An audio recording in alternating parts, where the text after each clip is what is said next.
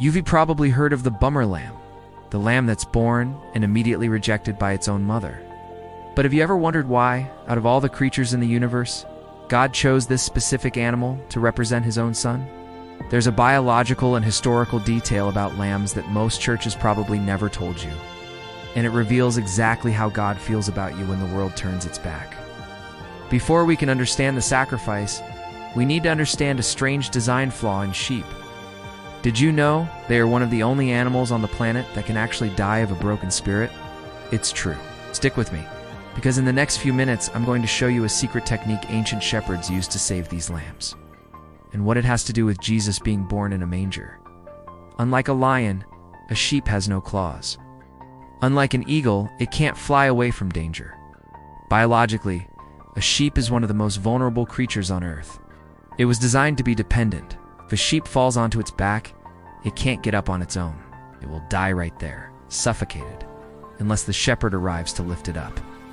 This helplessness is a key part of their nature.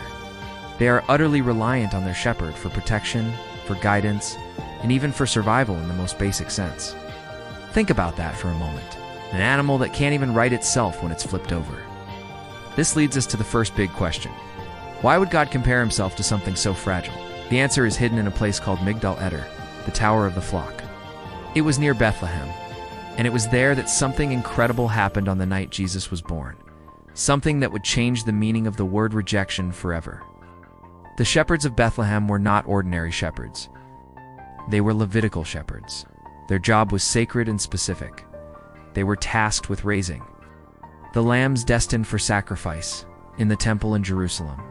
These weren't just any sheep. They had to be perfect, without spot or blemish. When a perfect lamb was born, these special shepherds had a strict protocol. To keep the newborn lamb from hurting itself on the rough ground or becoming blemished in any way, they would immediately wrap it tightly in strips of cloth, known as swaddling cloths. They would then place this perfectly wrapped lamb in a manger, a stone feeding trough, to keep it safe and clean. Does that sound familiar? Remember what the angel told the shepherds in the fields? This will be a sign to you. You will find a baby wrapped in cloths and lying in a manger, to you and me. That sounds like a description of any baby. But to those specific Levitical shepherds, that sign was electric. It wasn't just a baby. It was the announcement that the perfect, unblemished Lamb of God had arrived, wrapped just like a temple sacrifice. But here's the part that will blow your mind and heal your heart. What happens to the lamb that isn't perfect? What happens to the one the mother kicked away? The one that's too weak, too small, or born with some tiny imperfection? What happens to the bummer lamb when a bummer lamb is rejected?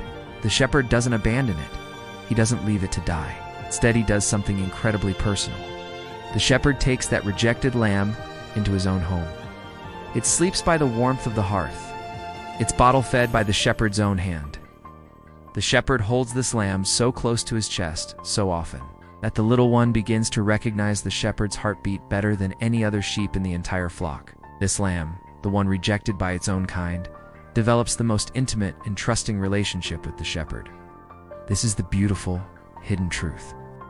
Jesus chose to be the lamb because he knew the world would be full of people who feel kicked aside by life. People who feel rejected, imperfect, and not good enough. He became the sacrifice so that you never have to be. If you feel like a bummer lamb today, whether you've been rejected by family, friends, or just feel lost in the world, know this. You are precisely the one the shepherd makes sure to carry in his arms right against his heart. You are the one who gets to know the rhythm of his heartbeat. The greatest truth of the Bible isn't that you need to be strong for God, but that you have a shepherd who loves you most when you are at your weakest. He doesn't wait for you to be perfect. He comes to you in your brokenness, wraps you in his care, and holds you close. If this message touched your heart, please don't leave this video without doing two things. First, write "The Lord is my shepherd" in the comments, so I know this word reached you. And second, subscribe to our channel. We're recreating these animations so that God's truth can reach every heart that feels rejected in this world. Thanks for watching.